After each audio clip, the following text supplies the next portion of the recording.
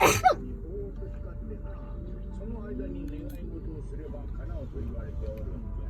水中で咲かすのはなかなか大変なんだぞ。